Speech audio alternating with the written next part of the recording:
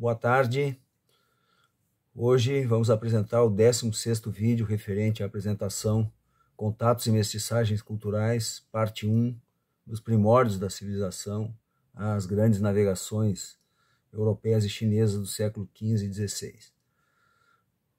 O tema vai ser abordado é a África Ocidental, no período correspondente, grosso modo, à Idade Média Europeia.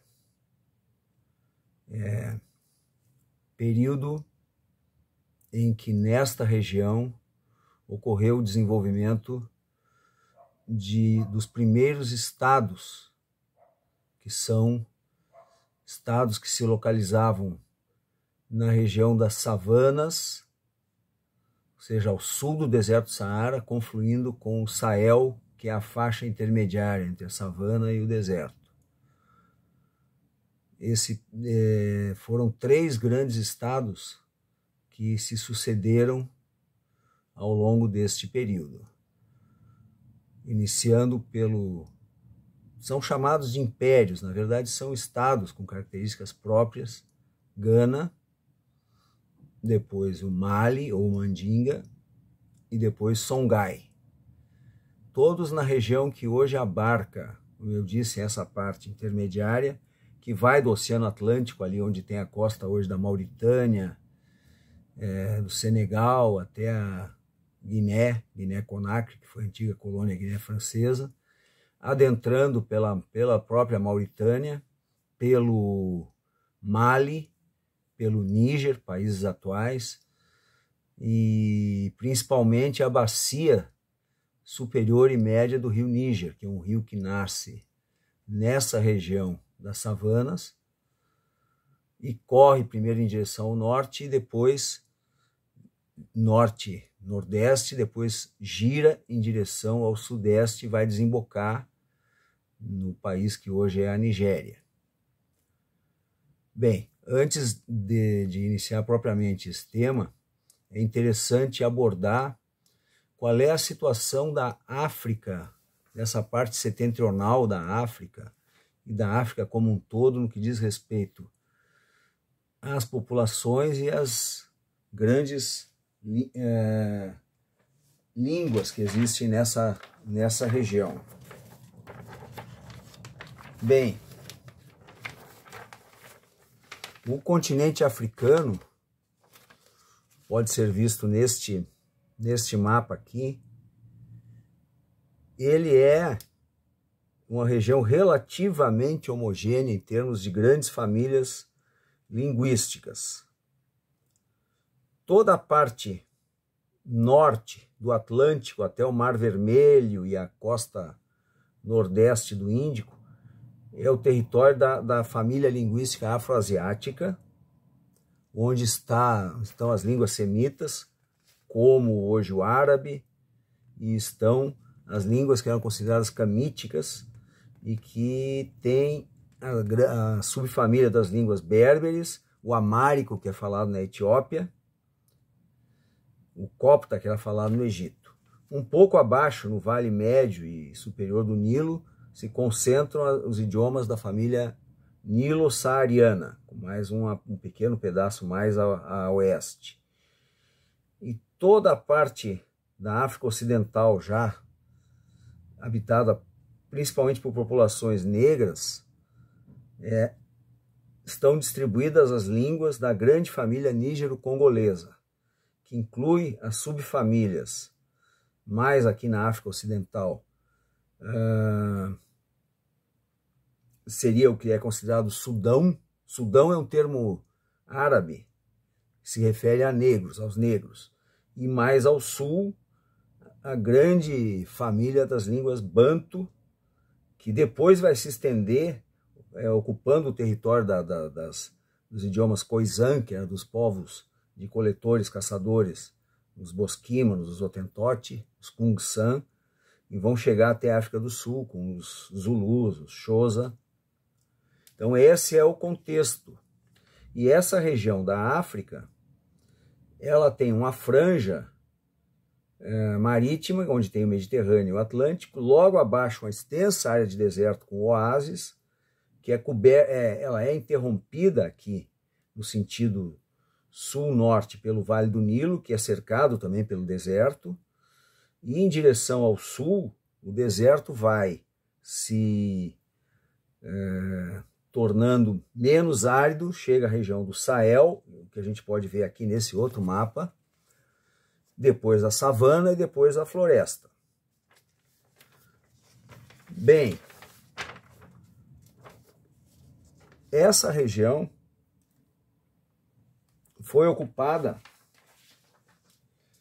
é ocupada por populações de tipo, de fenótipo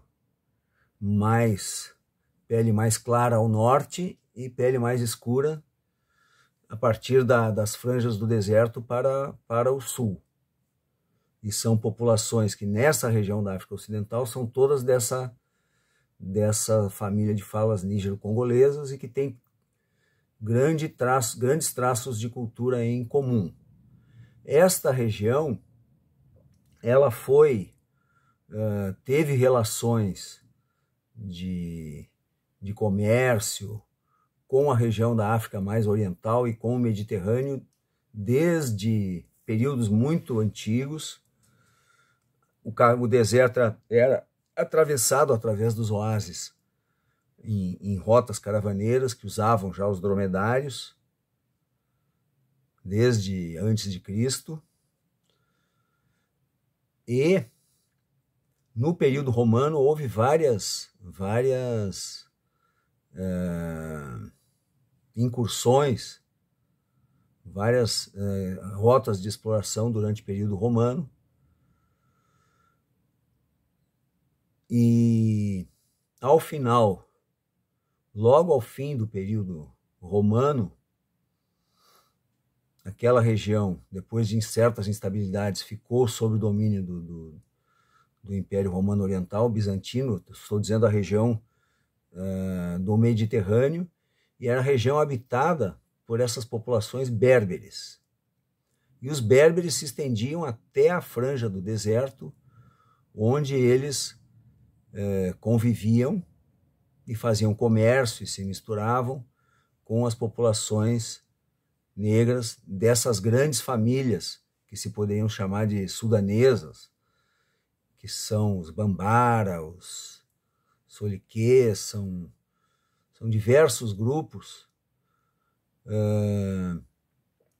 E no seio desses grupos de populações negras da savana lindeira com o Sahel, vai surgir, através de uma confederação, o primeiro grande estado, que é o estado chamado de Gana. Gana seria o nome do chefe desse estado, o estado de Gana. E ele tem o seu núcleo, ao contrário do nome que é dado ao país atual, ele tem o seu núcleo nessa região aqui, seria o sul da Mauritânia, a oeste do Senegal, uma parte do atual Mali. E o que era a riqueza, e em que consistia o poder desse estado e dos demais estados que se formaram lá.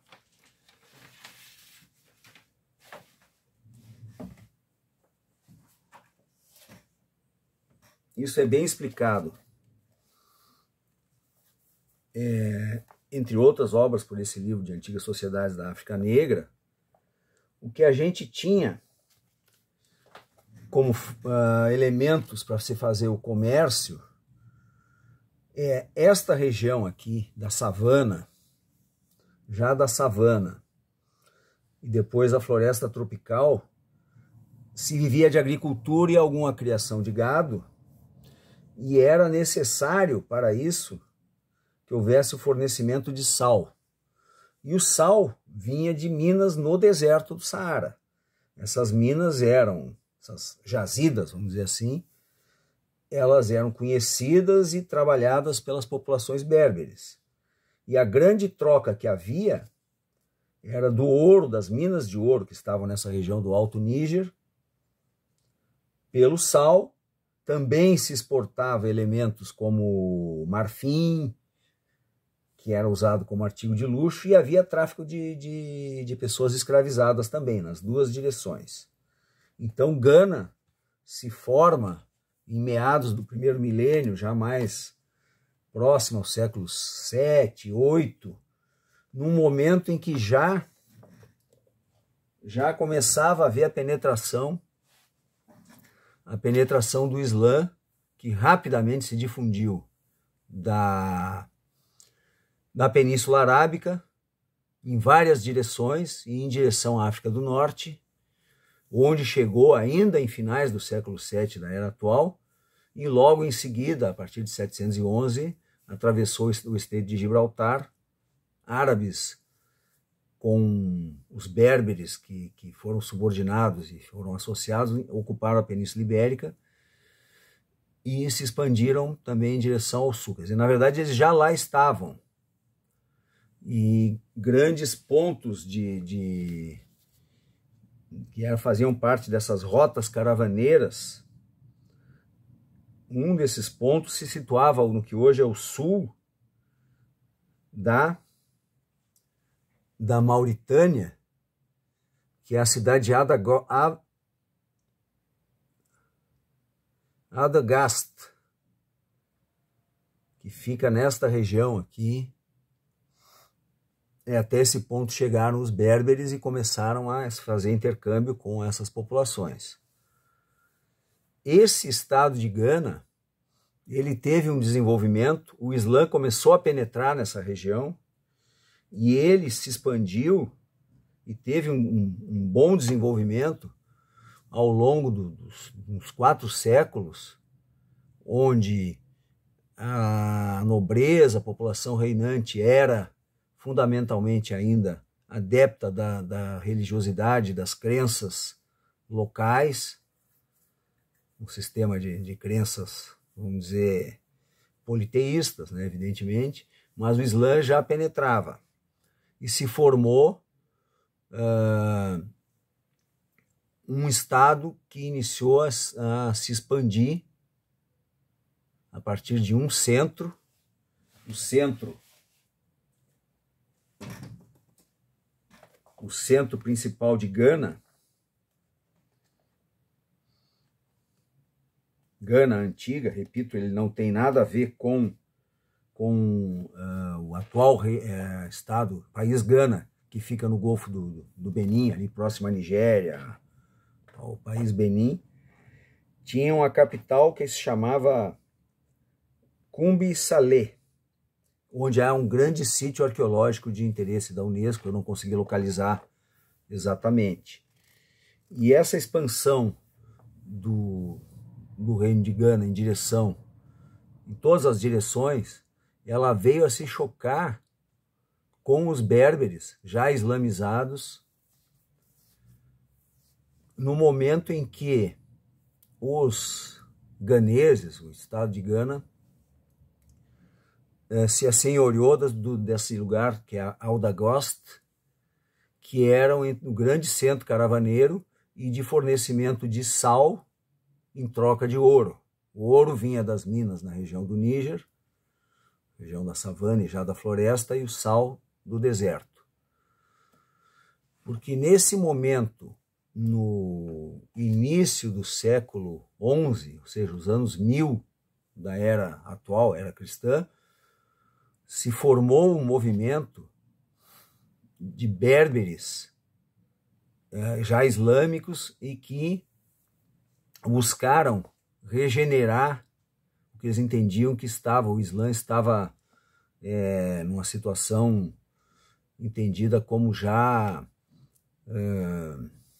impura, tolerante em excesso, e eles rapidamente se expandiram ao sul, se chocando com o estado de Gana, com o Império de Gana, que não sobreviveu, e se expandiram em direção ao norte, ocupando toda a região do Maghreb, do atual Marrocos, e chegando na Península Ibérica, onde a dissolução do Califado de Córdoba tinha dado lugar a diversos pequenos reinos que combatiam entre si, eram fracos e eram tributários dos reinos cristãos que estavam começando a alavancar a sua reconquista. Nesse momento em que Gana é dissolvido, já surge um estado na região próxima, lindeira,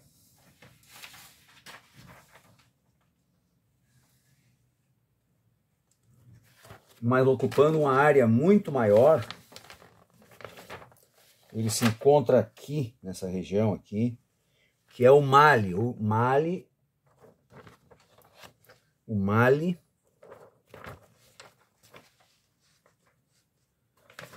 deixa eu ver aqui.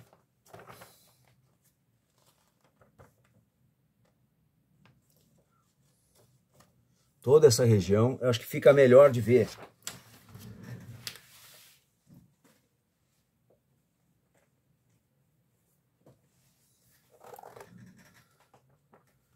Nesse outro livro,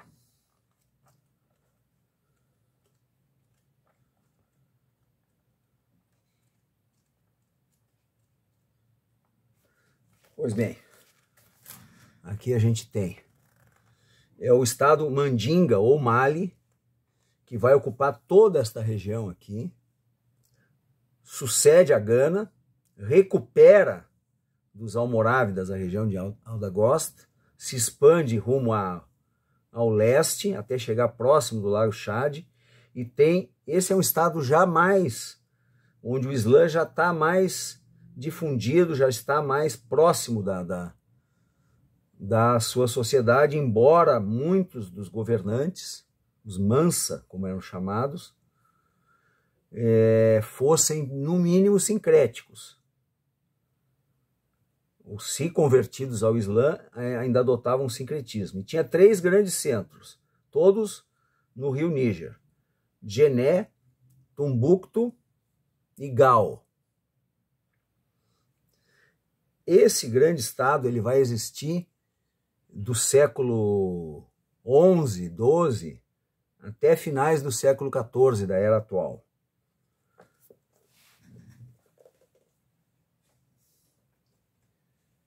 E nesta região, um dos mais conhecidos dos seus governantes, ele vai fazer uma peregrinação. Ele vai fazer uma peregrinação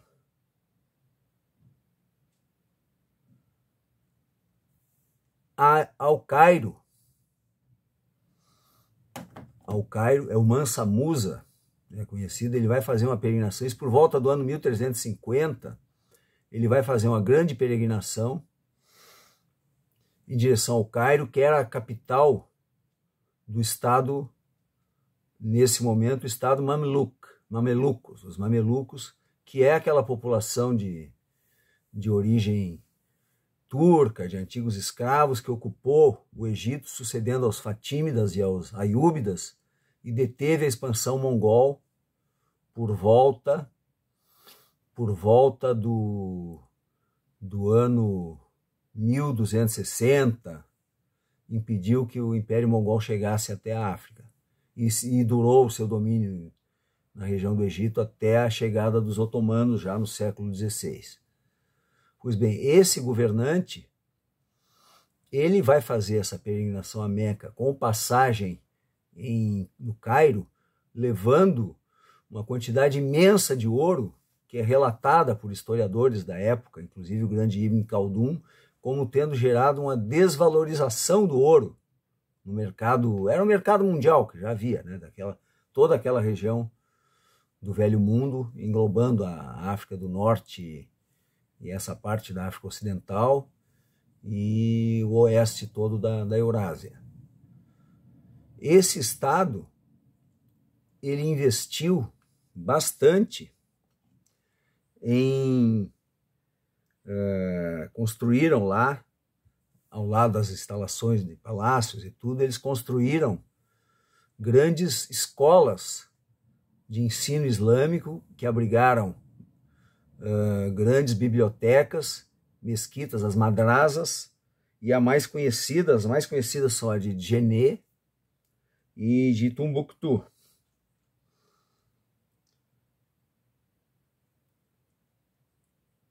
Aqui a gente pode ver a mesquita de Tombuctu com a madrasa, que tem uma imagem melhor dela. Esse tudo ainda existe, são fotografias, e acima dela a de Djenné, todos nas margens do rio Níger, no curso médio do rio Níger. Pois bem, o Império Mali, dos Mandingas, ele veio a ser atacado pelas populações mais ao sul e foi sucedido pelo estado Bornu. Mas, pouco depois também, uma boa parte dessa região, onde se encontrava o Império Mali,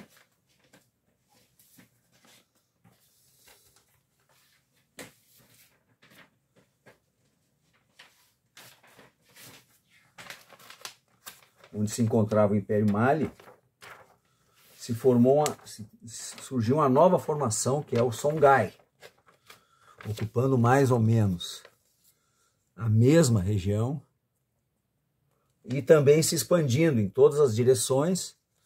E o Songhai, ele durou por mais tempo, entrou século XVI adentro, até ser conquistado e destruído pela expansão do Sultanato do Marrocos, que é o estado sucessor, porque os almorávidas logo foram sucedidos por outra formação, também berbere, também do Marrocos, que é os almohadas, que também se dissolveram em pouco tempo, e uma nova dinastia, um novo grupo se formou no Marrocos e se expandiu em direção ao sul.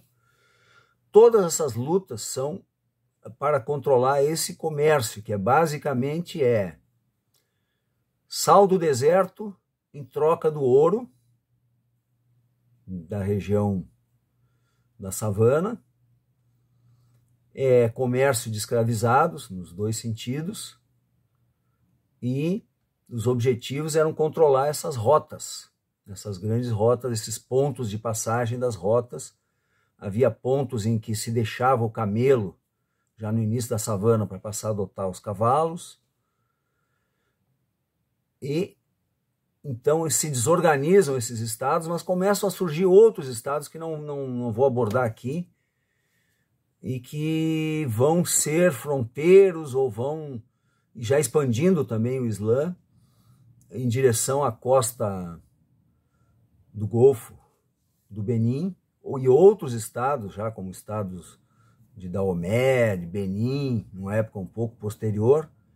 E uma coisa importante que vai acontecer nesse momento, porque até este momento a navegação oceânica, havia navegação, evidentemente, havia navegação pelo Índico, os malaios faziam isso, os árabes fizeram isso, os próprios persas, no Mediterrâneo se navegava, mas o Atlântico era uma coisa, pelo menos o Atlântico ao sul, um pouco ao sul do Marrocos, do Cabo Bojador, por questão de correntes marítimas e tudo, era um lugar totalmente ainda desconhecido. E foi a partir das navegações portuguesas, no início do século XV, que ele vai começar a ser desbravado. Os próprios mandingas, o Império de Mali, eles tentaram se alçar a navegações, explorar o Atlântico, há relatos, mas não conseguiram, não tinham a tecnologia, há relatos de uma frota que foi e não voltou.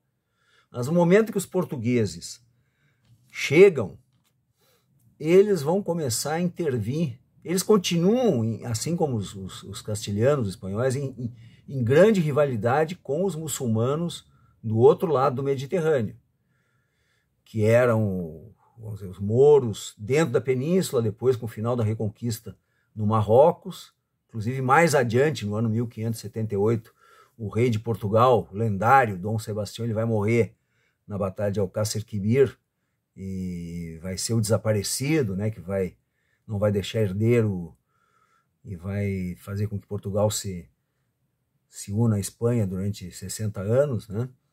Mas nesse momento, que é o momento maior de início da expansão lusa, os portugueses vão começar a sambarcar, intervir nesse comércio que era feito por terra e vão começar também a entrar fortemente no tráfico por apresamento, por compra de pessoas escravizadas, inicialmente para a Europa e a partir, claro, para as ilhas também, como Cabo Verde, que logo é descoberta, era uma ilha despovoada, mais ou menos na altura da costa da Mauritânia, do Senegal, e depois para as Américas. Nesse momento, essa dinâmica toda desta região da África Ocidental vai mudar e ela vai começar a se integrar da maneira que se sabe, é uma maneira muito desfavorável ao grande tráfico transatlântico de pessoas escravizadas, e a África vai entrar, assim como a Europa, num novo momento. Mas o importante é destacar que houve uma janela grande de formação de sociedades estatais com formação de riqueza, com cultura, nessa região, durante um período de pelo menos uns 8 séculos.